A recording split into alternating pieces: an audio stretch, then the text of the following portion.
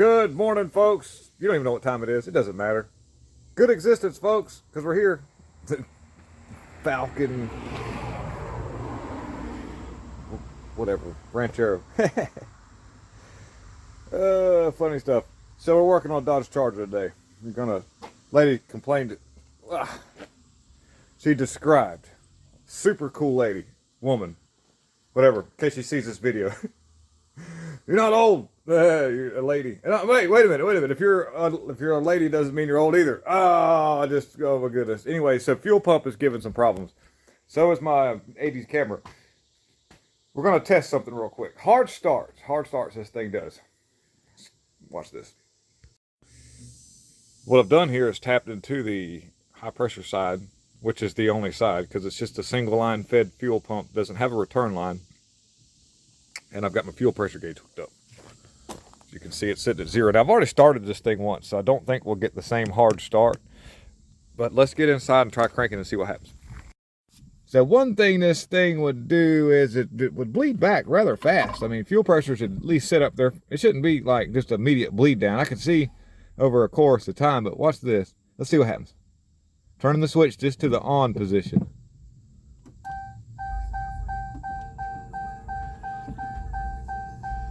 Whoa, look at that. All right, let's go to crank. Look at that. Coughing and trying to keep itself alive. There it goes.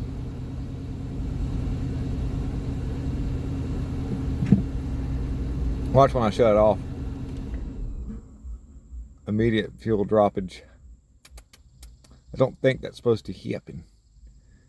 In New Hampshire. I don't think that's supposed to happen. If you're in New Hampshire, you can give me the middle finger in the comment section. I'm not making fun of you guys. I'm with you.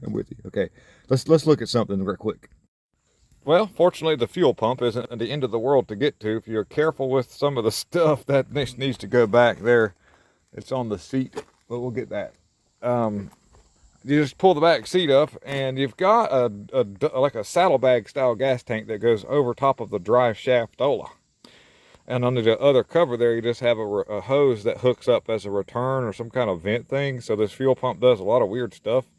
When I get into it, it's going to look like something from a spaceship where they had all those pipes and stuff hooked up. You just might remember that, like, those movies or those like series that come on, like, you know, regular television or reruns from like the early 2000s of Stargate. This is going to look like that when I get all the hoses out. So watch this. Yeah. Oh, one more thing to get it out.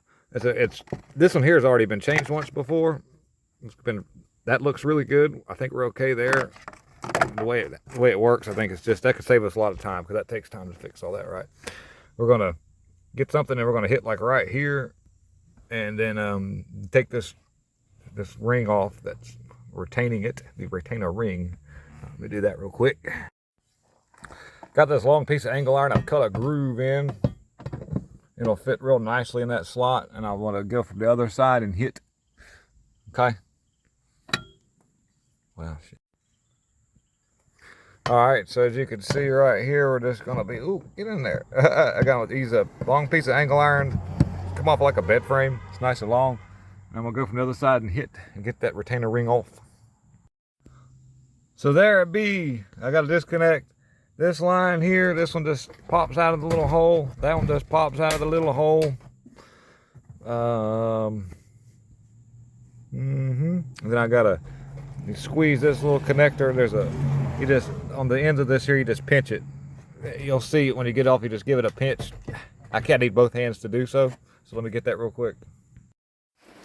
So yeah, we're still working on this charger here, and so what I believe I've got a problem with also the fuel transfer pump. It looks like there's a possibility of it's causing it to pump all the fuel to one side.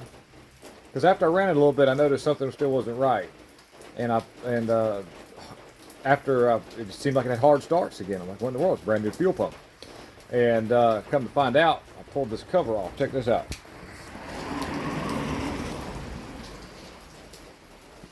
So There, I've got the fuel transfer pump out. This actually is where the fuel pressure is going to be sent to the motor because your connection hooks up to it.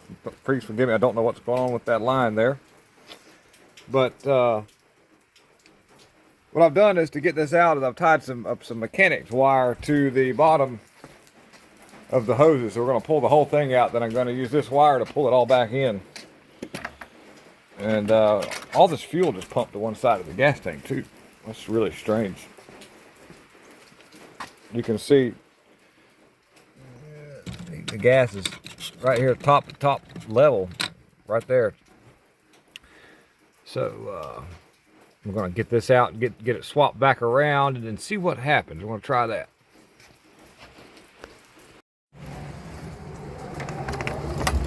Let's see if we can pull this stuff back through.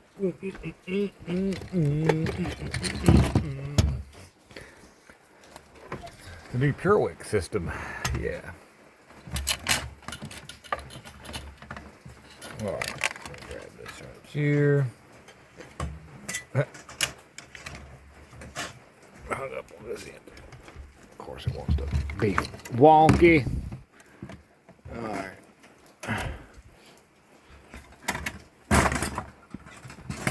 Let's see if we can help when you have two hands or two people. One dude to feed it to you. Yeah. Run. That's not even right.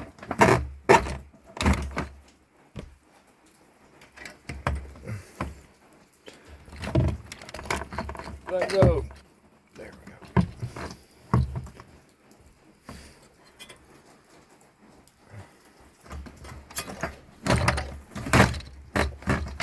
Okay, so I'm going to use both hands. And I'm going to feed it the rest of the way and get these lines to come up into here.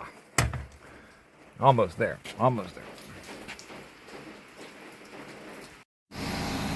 Alright, so here's a little visual of what's going on. You need to be very careful when doing this because fuel is very flammable. But fuel's coming up this line here, going to the transfer pump.